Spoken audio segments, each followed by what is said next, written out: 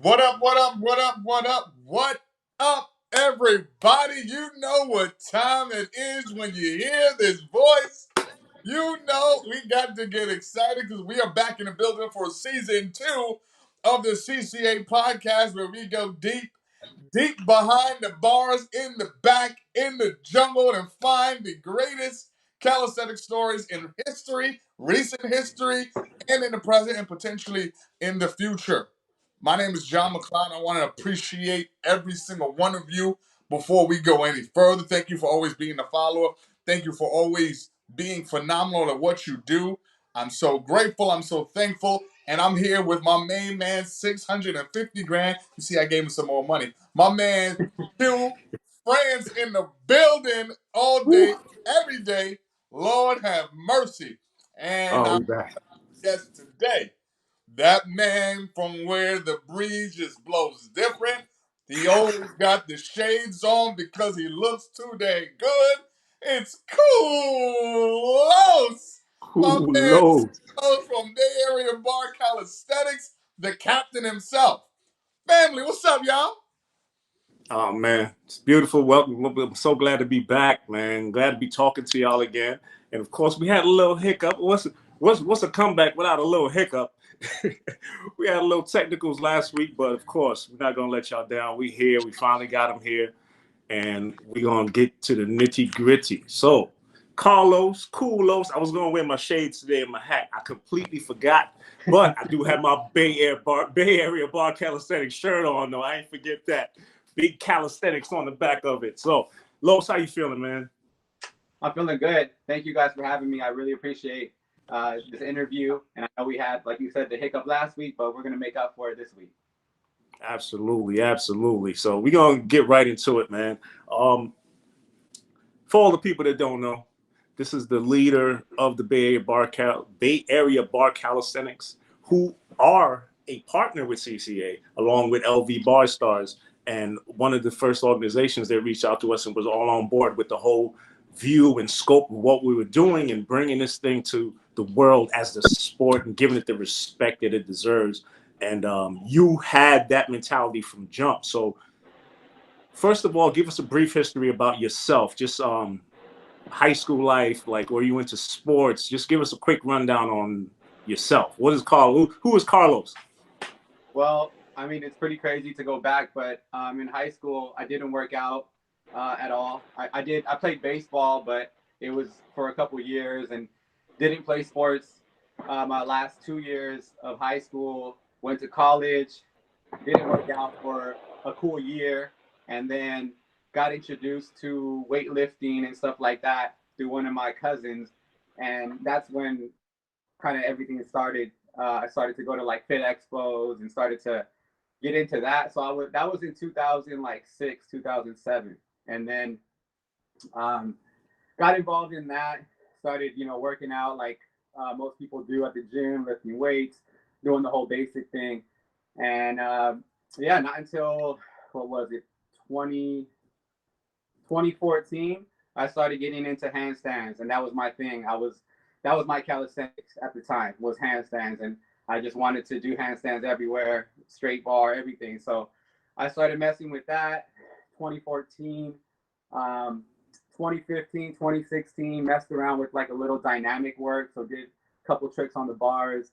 And then in 2017 was when I really found reps and sets. I went to the first competition in Las Vegas by the Bar Stars. This was at Synergy Gym, long time ago, 2017, and that's when I got hooked into reps and sets and really started to train it. That was in 2017. 2018, we established Bay Area Bars Calisthenics, and then in 2019, we had our very first group class. 2020, our very first event, and now we're here in 2023. Wow. It's crazy to think that it's been such a short time. Like it feels like you guys have been around so much longer, but it's in essence it's been you and then the development of Bay Area Bar Calisthenics, like you said, 2019. What teams or what person in calisthenics drew your attention in the beginning when you first started out? Like you said, you saw LV Bar Stars. But was there any teams, or like, was it bar stars? Yeah, I mean, at the time, I didn't. So when I went into this event in 2017, I literally had no idea how to train for these events. I just had no knowledge and like how to prepare for them. At least I knew how to train reps and sets, but I didn't know how to specifically train for an event and train to potentially win an event. I didn't really know how to do that, but they were they were definitely some people. But I think prior to that event, actually, we had went to the Venice Muscle Beach. They have a little event. They haven't had it in a while, but Right. Venice Beach Calisthenics actually was a huge contributor to that because I saw what was possible. I saw the way they brought people together through calisthenics, and that really intrigued me. I was really like I'm motivated by that, and then I saw the event that I went to by LV Bar Stars, and I was blown away. I was like, man, this is it. So why? I mean, you still competed. I mean, like you came out here to New York. You, like you said, you competed in LV. What made you think that it was necessary to start Bay Area Bar Calisthenics? There I was in calisthenics for a while, and I felt like there was a couple missing pieces to the puzzle, and that was women and kids and the ability for everyone to compete. I think that like one thing that I noticed was that every competition that had happened, you had to be able to do a pull up without a band, and that's Right. that's it's fair. I get it. But at the same time, it's like, does it give everybody an opportunity to compete? Does it give everybody an opportunity to take part? So that's where I felt it was necessary for us to develop something a little bit different, and just more. I don't want to say welcoming. That's not the word I'm looking for, but just out there for everyone to have it accessible. Even though everyone can do it, not everyone knows how to do it or approach it. Like I told you in 2017, I had no idea how to train for reps and sets. So I was a victim myself of that. So that accessibility is one of the things that attracted us to you, because nobody else is doing that. Other than just in training, because we have people that can't do a pull up, and as trainers, you give them assisted bands, you have them do Australian rows, all of these things, but you actually allow them to compete in this form. But what made you go from Los, the competitor, and wanting to be stronger, to Los, the personal trainer, and the Uh, person that wants to teach these people how to be stronger? the feeling you get. I mean, I think all of us know who has competed, and it doesn't even have to be calisthenics, but we're talking about calisthenics. So, whenever I got done with those runs, like it's almost like what we're doing now, and like public speaking or something, or maybe doing something like that. You get real nervous. You're like, oh man, all worked up, and then when you get done with it, it feels like the best thing ever. And Yeah. that was the feeling that I got when I competed. I got done. I think I got seventh place in that first one. So it was like, my first competition, I remember I got seventh, and I felt like I won. I felt Right. good. I felt good. So I wanted to share that. That was my thing. It's like I knew that feeling could be felt for all these different people who are in need, and people who are having a background in like personal training and doing that. I know that there are a lot of people looking for a solution. They're looking for a way out of their problem, and I just knew that this could be it for a lot of different people. it's it's great that you do that, and the fact that you have so many of the people that come to class actually competing. The community that you created is a beautiful community. I love coming to San Francisco to hang out with them. The last event that we were out there at the outdoor gym, like, it, the energy of everybody that comes to your classes is infectious, and it's a great community, and that community feel is a necessary part of calisthenics, to where people feel like they're welcome. And that's what you created. And I see it flourishing. And especially the fact that you have a huge amount of women that come to your classes and actually compete. In calisthenics in general, we've had the biggest competition that had women compete that I remember was one of the pull-up park jams. It was one year when the Spartans came in and they had Paige and all of these women that showed up. It was the most female competitors that we've seen in a very long time. So to see that happening again is very important, you know, because this is not an all male driven sport. Not everybody has a six-pack ab. Not everybody has a big chest and biceps and everything else. There are people like yourself that treat this as what it should be. It's a goal. I just wanted to jump Just in. to compete, just to jump in and compete. Like you said, you got 7th place. You were proud of that, and you should be proud of that. There's hundreds and thousands of people that run a marathon, and they're 476, and they walk around proud with that medal. That's Yep. what this sport is, and you are a true reflection of that. And Go ahead, John. I just want to say that I had to jump in and say, you set the standard where let's be real. Sometimes in this sport, it can be very segmented, it can be very divisive, and it can be very siloed. And you tapped into your experience allowed you to tap into an entire plethora of individuals that they were thinking about it, they were able to make a decision and say yes simply because you gave them the chance to. Because they weren't afraid to fail, because there was a high possibility for them to win because you assisted them. And you made it okay for that. So they went past tradition and then opened up the door for an entire generation of people. I'm going to put this up on the screen shortly. You have mothers competing with their sons. Yes, indeed. Like I don't know if you ever stop and think about that. Like, you have transcended generations with one sport. That's incredible. Yeah.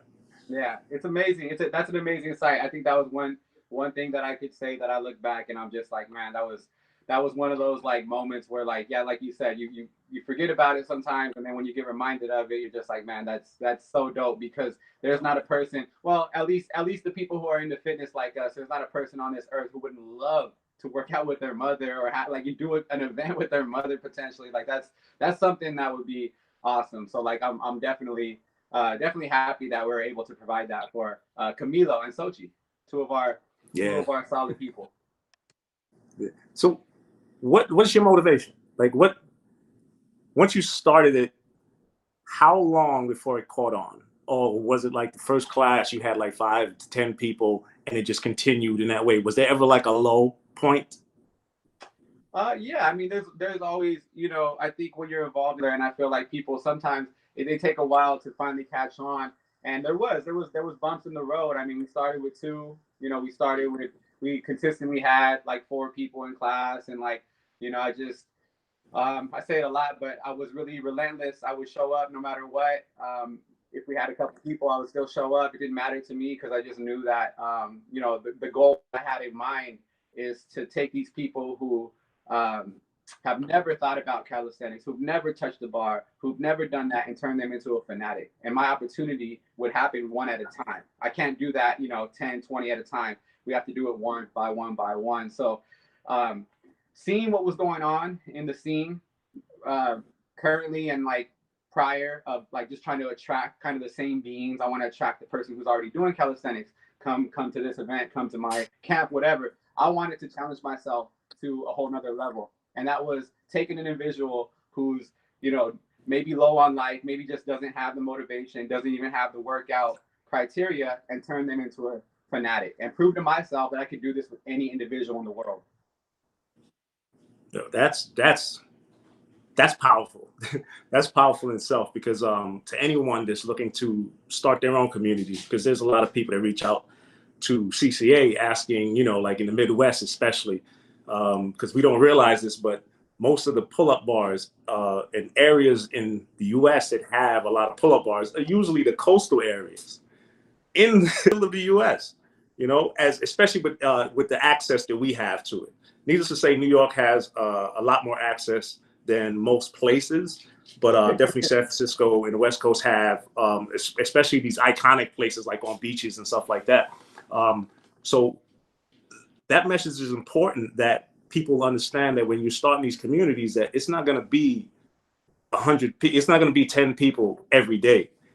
The most important thing is you showing up and letting them know that you're still available for them to come. It's just like a gym. You know, just like having a personal gym. The gym will always be there for whenever you're ready to come back, and you providing this service for them to train and get better and get healthy and just deal with their mental state in that moment, which is the beautiful thing of calisthenics, that their job is to make sure that they show up every time to have something for them to still utilize at all times. And you're doing a great job of that.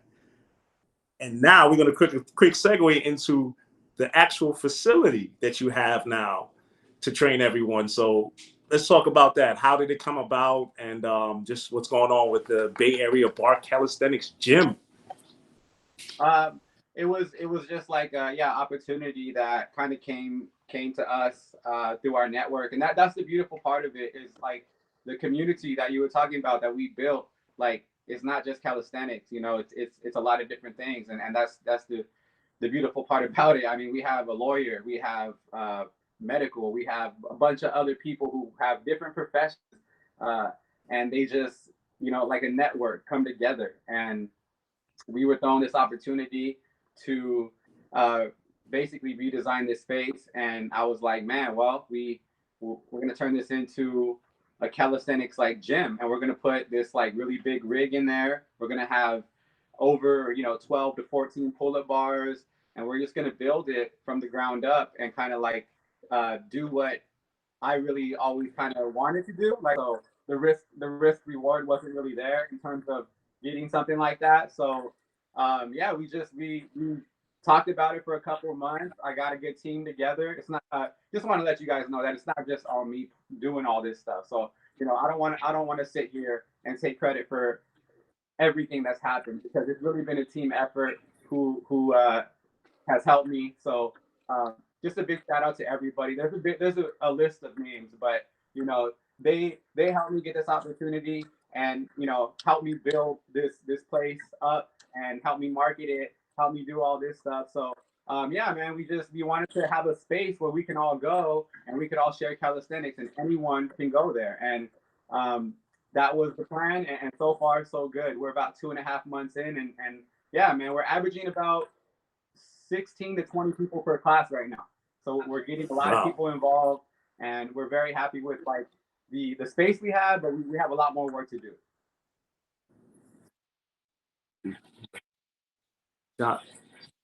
John, you hear that feedback? It's kind of staticky. No, it's just. Yeah, I don't know if that's static. Yeah, we'll just keep going. Okay. You sure? I'm gonna.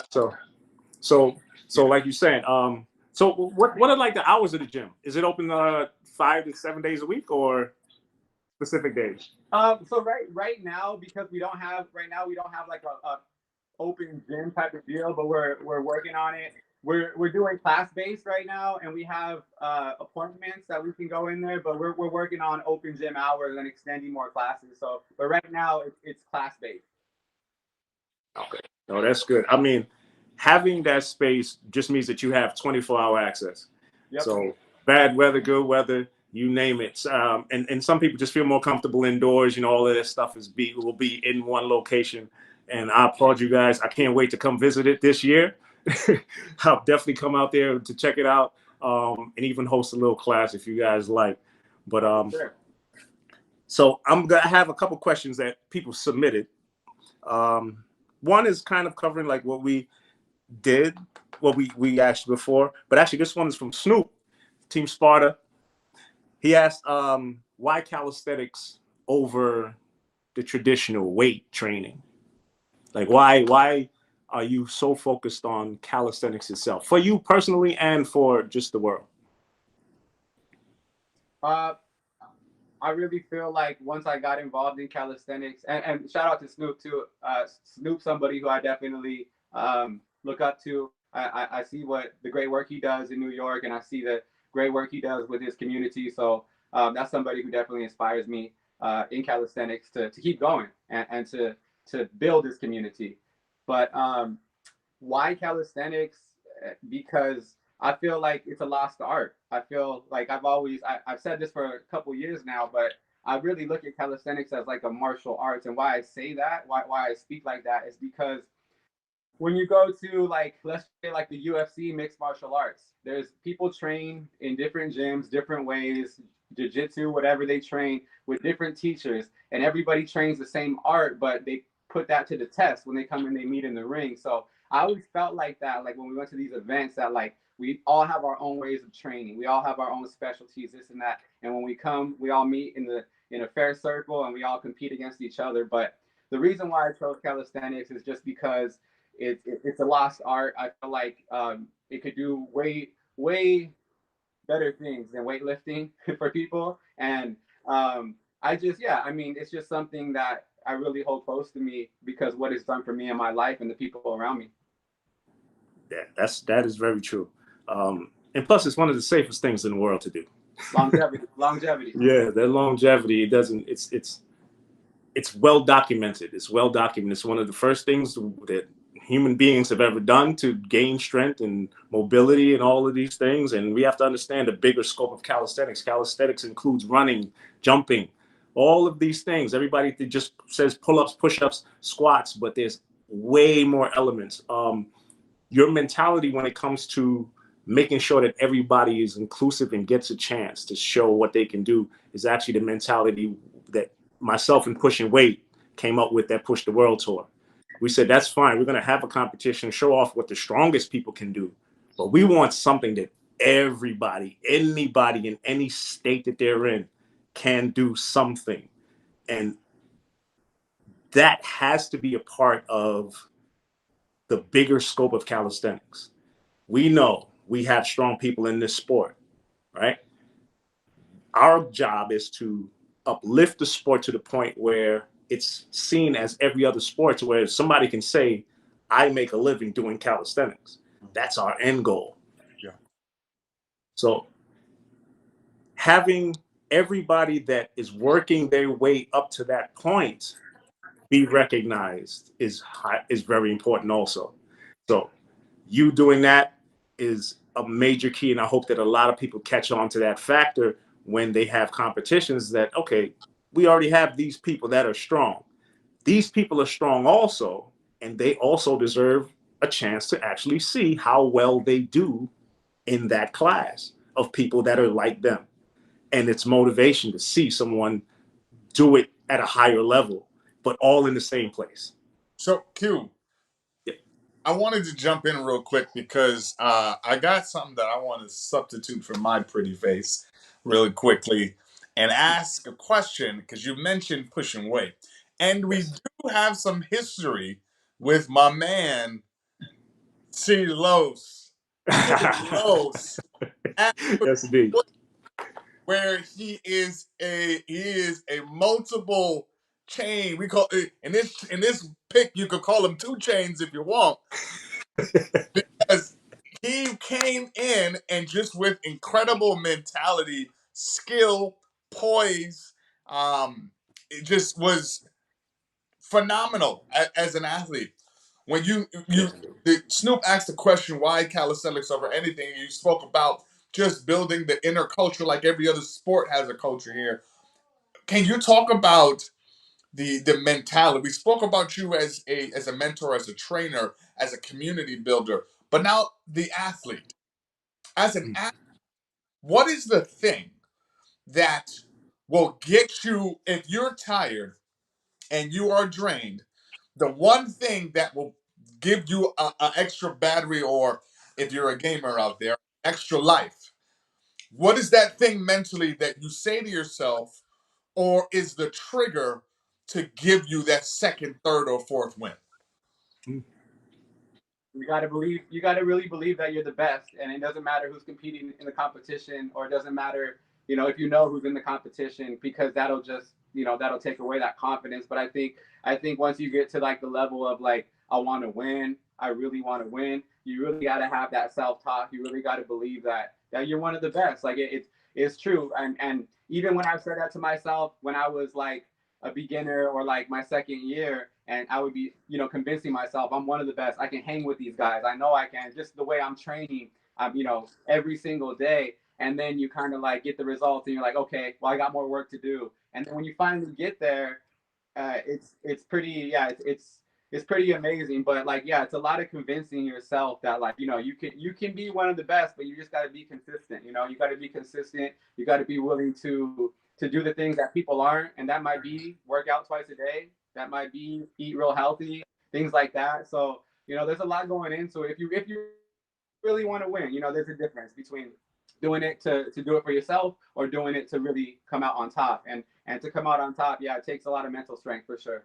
One follow up, because take us into your mind. What are you actually saying to yourself? And I ask this question because there are times where when you're down or behind, for example, if we're talking about boxing, you're behind on the scorecard. There's the plan, there is the overall the mentality, and then there are the words that you are saying to yourself. As an athlete, when you are in tough situations, what give me a couple of the exact lines that you tell yourself that like just turns it for you. I think it's almost like a saying in calisthenics too. I think we might have heard it, but it's like, if you stop, you lose. If you stop, you lose. So if you want to win, you keep going. I That's one. like that. I like that a lot. I like that a lot. Because that's one of the, like, if John was asking me that question, I would never tell you out loud. Certain secrets I keep is that the competitor in me still has to hold certain things in. I tell it to certain people, but again, the way I operate isn't the way other people operate, which is why I don't broadcast that kind of stuff. But that's a great saying to have in your head. Stop, you lose. That will always be true. Yeah. And then I think too, like, what we do is, like, whenever we start to compete, obviously we watch other people, right? We watch how other people are performing, and we think that we have this kind of like mind in our head that we know what they're getting and what they're counting, all these different things that are going on in our head, when really just worry about yourself, worry about what you're doing, your game plan, what you came there to do, and then live with the results, because you can't change what they're going to do anyways. Right. Right. That's one of my favorite things to tell people too. Also, when you come to competitions, and most people want to watch and observe and see where they fit and how other people are performing. That has nothing to do with you. Mm-hmm. You could watch the person do 50 pull-ups. It's not going to motivate you to do 50 pull-ups. That's where your training comes in. Above all things, if you haven't been training, you have nothing to fall back on. If you have that training mentality, if you know what you've done in training, you know your system, you know what you're capable of doing in training, that's always something you fall back on when all things fail. But like you said, do not stop. Don't sit there and dwell on it. Keep moving. Keep on going forward, because that win is right around the corner. So I have one more question from Madi. Actually, she left a really good question, and this is a question that I get a lot from people that are terrified about calisthenics and just sport in general. And it is, she wanted to know, what is a message that you have for people nervous about trying calisthenics? The best workout you've never tried. I'll tell you that, number one. And number two, anyone can do it. Really, anybody can do it. As long, all you need is your body, to be quite honest, and just a positive mindset, and everything else. And that's what I tell the people that we have who help recruit for us now, because we have kind of like a recruiting team that works for BABC. But the people, what I tell them, because we mainly recruit a lot of beginners, is that send them my way, send them over here, and I'm gonna take care of the rest, because that's I think we talked before we got on this interview, that we all have like a secret sauce to our our lives of whatever we do the very, very best. And like that's what I do the very, very best, that I believe, is that I can take anyone, a beginner, and introduce them into this world and make them feel very welcome, make them feel like they're a part, make them feel like, why weren't they here before? And when you can create kind of environment and culture, yeah, I mean, I guess you just really don't, you're not really nervous when it comes to trying to like introduce a brand new person to calisthenics, because you have confidence, and you know that they can do it. You just got to prove it to them. They don't know it yet, but you just got to prove it to them that they can do calisthenics. Anyone can do it. And then they have the rest of the community cheering them on, which is always a plus. Yeah, we had a woman. Her name is Pilar, and she was a true beginner. Her name is Pilar. she's a true beginner, and she started about a year and change ago. But she dropped. She did a little mixture of yoga and calisthenics, but she dropped 40 pounds with majority of her workout coming from calisthenics, moving around her body, and she lost 40 pounds, man, from calisthenics. And I saw you put that post up, and that's a great thing too, to have those testimonials and these people actually being appreciative and showing that this thing works. Like you said, your superpower is motivating them to come back after the initial showing. Just let them know that this is the place you should be. You belong here. We welcome you. Then as they see these results, it's only motivation for everybody else. When somebody right next, somebody that you come with all the time, just dropped all of this weight and they're looking in great shape, they know that that can be you. All you got to do is put in the same amount of time and effort that they did, and they have somebody like yourself to guide them throughout this entire process, man. So it's beautiful. So to get back personal again, what to date was one of your favorite comps, whether one that you held or one you competed in? Actually, both. My favorite comp. Um, I mean, for personally, the pushing weight, the first one that I went to, just because it was the first time I had ever been to New York. It was the first time I was ever competing anywhere besides the West Coast, and then I got to see you guys, and the event was dope. So, like for me, I'm always gonna remember that one, and I ended up winning that one, which was great, obviously. But that was a trip in whole, and then we got to like eat in New York. Yeah, it was dope. I enjoyed that trip a lot. So the pushing weight one was my favorite one. We appreciate having you out, man, because like I said, a lot of the people that were there kept asking, like, who is he? Like, who is this guy? And they were saying this because there were no deductions. I don't recall any judges taking any deductions from you. Everything you did was clean form, and people recognize that and respect that. So they were like, no, this guy, we didn't even have him on the radar, and he just came through and walked through this competition in impressive form. So you definitely you put Bay Area bar calisthenics on the map in New York for sure. That first time and every time you come out, and it's the beautiful thing about this sport also is something that I've been doing for a long time is traveling to other places to connect with other people doing the same thing. And you and everybody from Bay and a lot of people from Bay Area bar calisthenics, I think about 6 to 8 people are planning to come to the next event. Like, yep. That was my vision a long time ago, because before I used to take these trips alone to the West Coast, to Chicago, wherever I saw there was a competition and I was able to get to it, I had to meet these people in person, and I never regretted it ever, and I will continue to do so until it's a calisthenics sponsored plane flying us there. So that connection with people from different places is a key factor to unifying this sport. So how important is it for the unification of calisthenics, meaning that multiple organizations seeing eye to eye? It just depends on, I think it really just depends on people's agendas and what you're trying to, what your vision is and what you're trying to get out of it. Because, yeah, I mean, I don't think everybody in every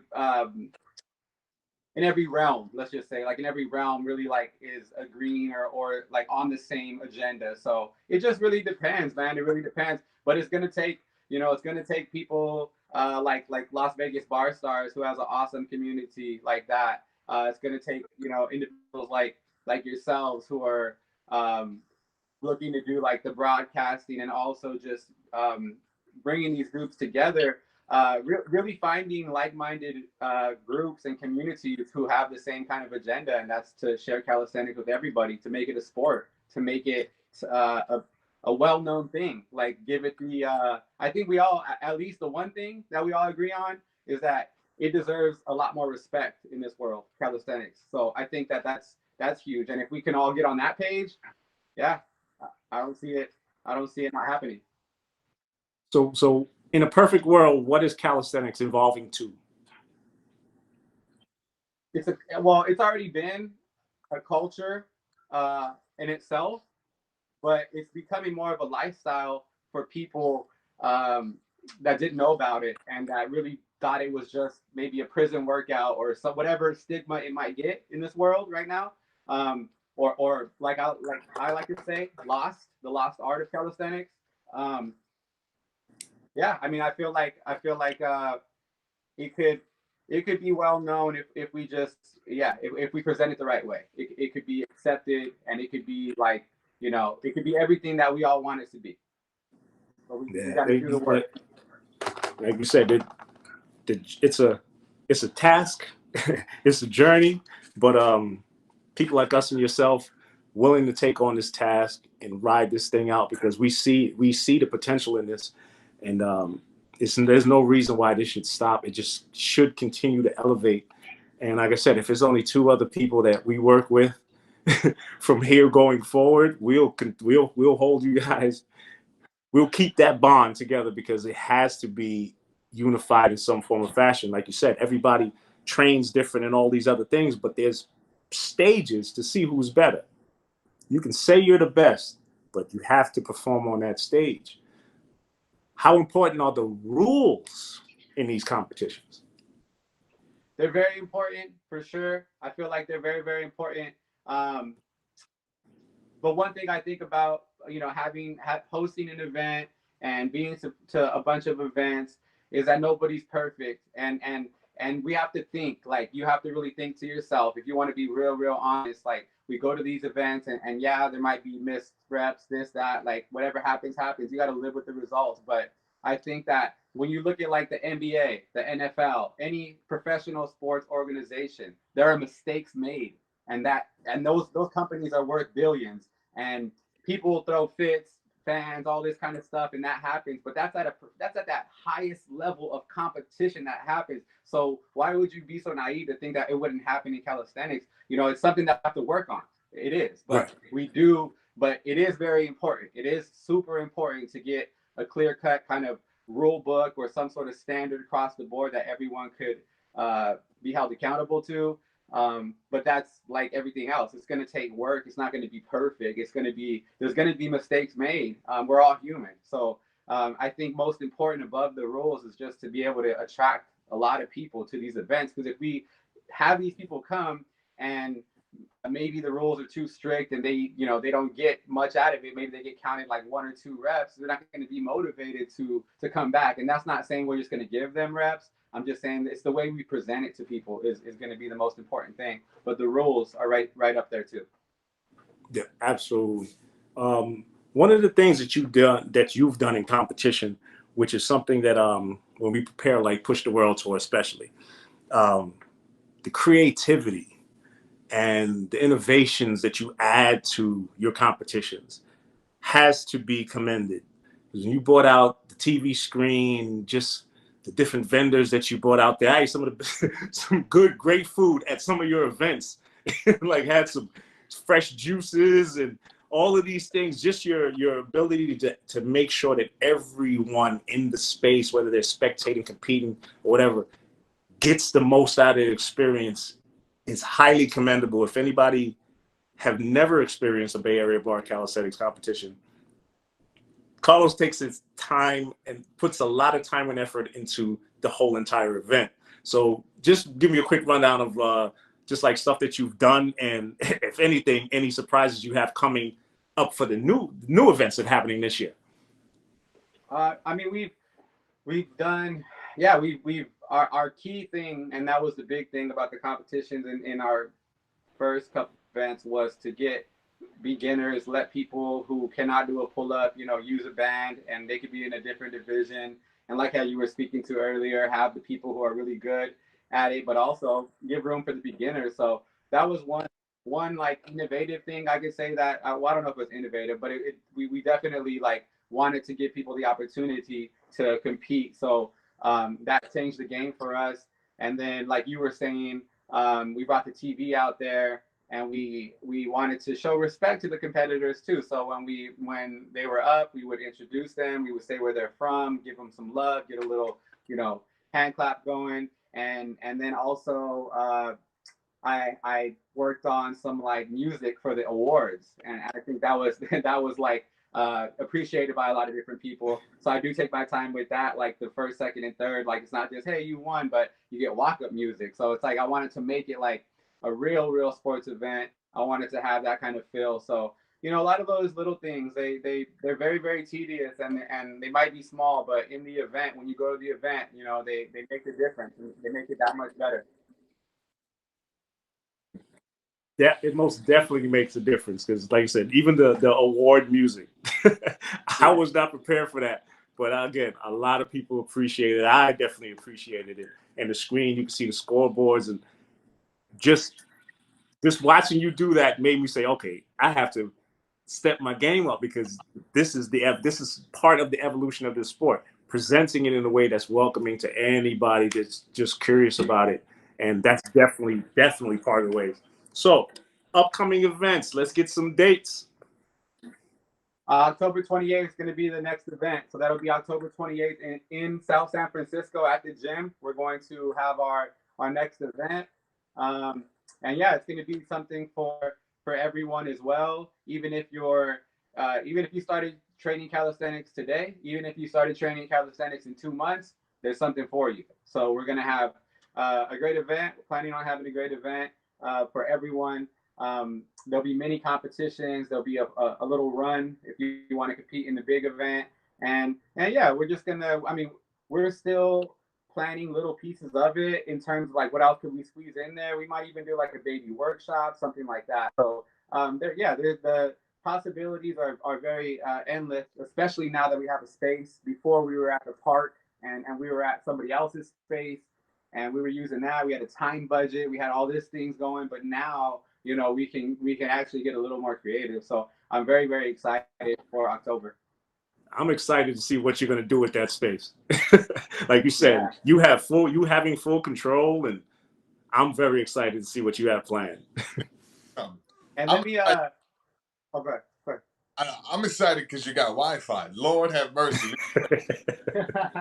I feel like a movie. No, I'm Yeah, just the park is rough. The park is rough. Yeah. Wi-Fi. man. The park. I don't know how we did it. I don't understand. It's a God. Yeah, It's destined to work. that was rough. I also wanted to give like a quick shout out because like I had been or who told me? Jose told me about desert battles. You guys know Jose. He's a huge part of BABC. And he actually encouraged me to go out to this competition out there in desert battles. And honestly, Marcos, our friend Marcos, he is the owner of 2 Meters Gym, which is a calisthenics gym in Mexico. He has like I believe 3 gyms. He throws on an event once a year, and it's in the middle of nowhere. It's fine. But we hopped on a couple planes. We went all the way out there, and let me tell you, I got inspired. This just happened too this year, so we haven't had our event yet, but we got inspired by so many different aspects of this event, and just seeing it in person, like seeing it on a screen and seeing it in person is a whole different world. Being there and seeing the place get built, being there and seeing how many people were there. I'm not lying to you guys. You guys can look at the video. People were there from 10 a.m. till 1 a.m. That whole freaking day from 10 a.m. in the morning till 1 a.m. the next day. And I promise to you, probably about 20% of the people left.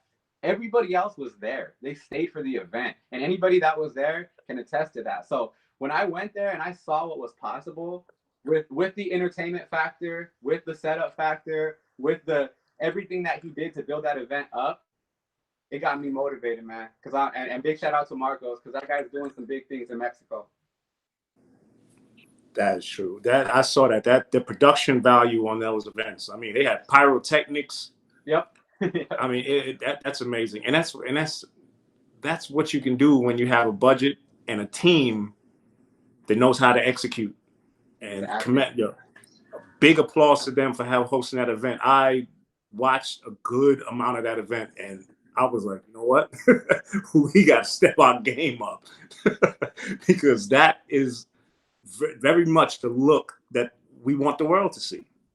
We want the world to see the amount of people that take part in this, and we want the world to see how much production value and effort that the organizations are putting into these events, because that's the welcoming part. You know, for everybody to say, you know what, that was nice. I just want to be a part of it. I just want to compete in it. So continuing to make sure that everybody that sees it sees the good parts of it and sees the pain and the struggle and the different faces and emotions, all of these things, even you asking that question of what calisthenics means to you. That answer from every single person may connect with that person you would never think would be involved in this. They might see something in the person answering that question that resonates with them. And the foresight to think, I'm gonna just start asking the people that are here, you know, the people that are already part of our community. Why did they get involved? What about calisthenics keeps them coming back? And those stories are necessary because you said we want that person sitting in the house wishing they could do an exercise, needing that motivation to watch this video. Calling all misfits. Yeah. PSA, special announcement. Yeah. Calling all misfits. If you don't fit in, come and join us. If you don't like weights, come and join us. In basketball, you can't shoot, come and join us. If you can't Yeah. football, come and join us. Yeah. You still have a chance. Like to walk, Yeah. come and join us. Right. You only have one arm or one leg. Come. You don't have either. Come. Let's go. There's space for you. It is proven. We've had them. They've been around. We need to document them more so everybody understands. People like One Leg Beast, the very first time this guy competed was in Miami. I met him for the first time. He did Push the World Tour. But not only did he do Push the World Tour, he competed in the freestyle competition and the reps competition for the very first time. And then he became this iconic figure in that community with his Spartan runs and all of these things. And again, it's the love of calisthenics and the opportunity to present it to the world continuously from the bottom of our heart, from a good space is what you're doing and what's necessary to keep this thing going and getting the next superstar. So who's the next superstar out of your camp? Who's the next superstar out of our camp? Yeah. We got a couple people, we got a couple people right now who have really accelerated in calisthenics, and I think it was a part of that. They were doing other sports, and they kind of came over to calisthenics, and it just translated like very, very well. So there's a couple people. I mean, number one that I could think of who's newer is a gentleman named Gerald. He's a guy who we have, and he's young, he's hungry. He's been training right now, not so much like on IG. We haven't been showing him or whatever, but he's been training. He's doing really, really good. And to be quite honest, like I gotta mention Jose. I mean, this guy has jumped levels in the last 2 years, and he continued to like impress me on what he can do and what he's doing now, and the type of discipline and the type just what he's become. And literally, he's a prime example himself of somebody who found calisthenics 3 years ago, and now he's here, and he's competing, and he has a great drive. So those are the two that I could think of off the top of my head. Jack, another one actually. Would you say Jack? Yeah. Jack's another one. I'm thinking of the ladies. Though. Oh, she's thinking of the ladies. So Yeah. Before we go to the ladies, though, we actually have. I don't know if I can unmute him. We actually have Jose here on the live. We actually have him on the live. I don't know if, since he mentioned it. Jose, are you there? Can you hear us? Maybe he doesn't know that he's on the live, but he has the mute button on. Maybe I don't know. Maybe. Yeah, Wait, how they send a message. Oh, he said give him a second. Okay. Oh, he's at work. Okay. Oh, he's at work. All right. So we Yeah. won't. I'll respond to you. But he was on. He's actually on the link here. We were going to pull him up on the screen because one of the things I do, in this upcoming season of this broadcast and this podcast itself, I want to start to not just. We had a phenomenal conversation today, and as we wind down, I want us to point out that what Silos is doing in San Fran is infectious, and that is he's not just reaching to the ladies. He's not just reaching to the next generation. He's reaching to everybody that will give him a chance. And that is the spirit of calisthenics.